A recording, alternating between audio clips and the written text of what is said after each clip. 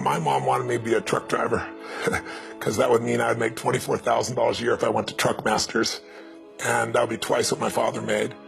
And she thought that would happen, but something inside of me said, I don't want to drive a truck. There's something else that matters more to me, and I decided I was not going to go for money instead of passion. And the rewards have been pretty amazingly better than being a truck driver. It's not bad being a truck driver, it's just not what I was after. And I look back, and one of the things that helped me was my original teacher, Jim Rohn, who was a personal development speaker I went to hear when I was 17. He said something the first time I heard him, and he said, you know, it's really simple. If you want life to change, you got to change. If you want life to be better, you've got to get better. It's the only way it happens. And luck will show up for people and it'll leave them. But if you're constantly improving who you are and what you give, game over.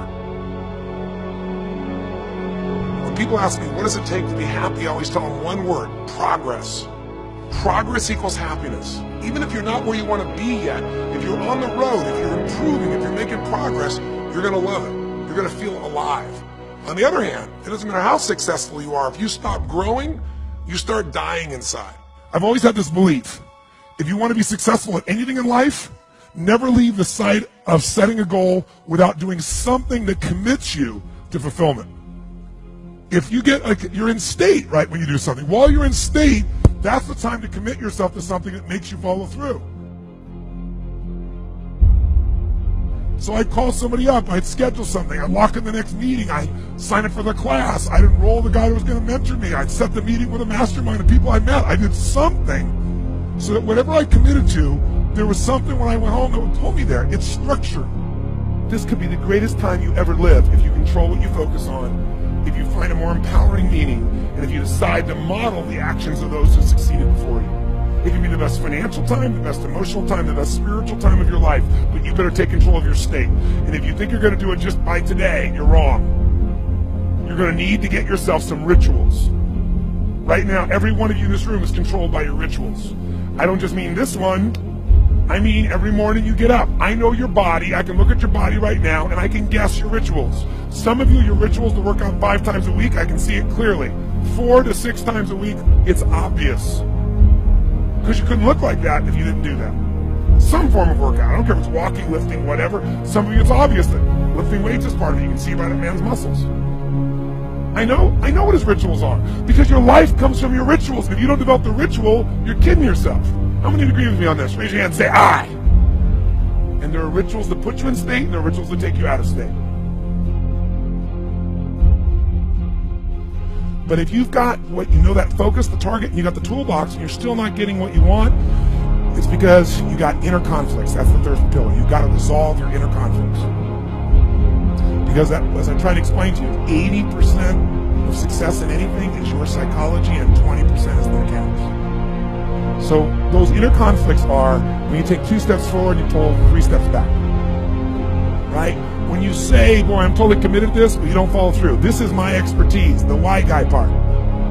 Why? Why do you keep saying you want this? You have crystal clarity, you have the tools, and you're still not getting it? There's a conflict in you. Align your life with what is most important. And then once you are in a position where you're aligned, guess what you'll do?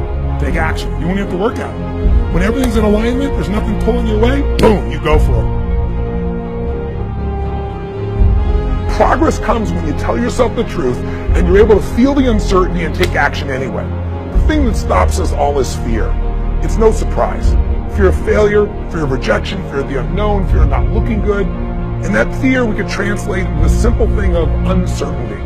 Now, when you look at someone who's incredibly successful, you look at someone who's truly a leader in their life or in their field, the one thing they have in common is they exude this sense of certainty. And where's that come from? Is it inborn? Are they lucky? Are things just going their way? No, great leaders know how to step in the uncertainty and bring the certainty to the situation. Most people in life, we really feel like the level of stress in our life comes to how much of life do you feel like you control, or how much does life control you? Do you tend to control more of what's going on, or events controlling you? It's very easy to have those events start to take control unless we take control of what's between our ears, our own mind. You see, what you and I focus on massively affects how we feel, whether we're thriving or surviving. If you focus on what you can't control, if if you focus on the past, if you focus on what's missing from your life constantly, that pattern of focus will make you frustrated, overwhelmed, depressed. It won't even matter if you're taking antidepressants. If you keep focusing on what you can't control, what's missing from your life, you're going to feel depressed still. You can take as many antidepressants as you want. Focus equals power. If you want to thrive, you got to focus on what you can control. You got to focus on the difference you can make. You got to focus on what's already in your life that you're grateful for. So you've got to find a story that's going to empower you to act. A story that's going to get you to find the breakthrough. Because otherwise, with a lousy story, you'll never find the strategy, or you'll come up with a reason why it's too expensive, you can't get there, you can't access it, or you'll even get the strategy and then half-assed apply it just so you can reward your story that says it doesn't work because I tried it. Resourcefulness is the ultimate resource. And if you don't have what you want, stop telling yourself the story because you don't have the money, you don't have the time. That's bullshit. It's because you haven't committed yourself where you would burn your boats. If you want to take the fucking island, burn your fucking boats. And you will take the island because people, when they're going to either die or succeed, tend to succeed. But most of us give ourselves a way out, and that's why we don't have what we want. I was thinking about where this journey began for me, my desire to serve. Every day before I get on stage, I do this thing to whip myself into a peak state, and then my last words are, use me, Lord. That's my prayer. And every day my goal is to be a blessing in people's lives. Just do more, give more, share more, create more. What you need will be there. It's like air. You don't stop to think about when you take a breath whether it'll be there or not. It's always going to be there. Yeah. You just got to do your part.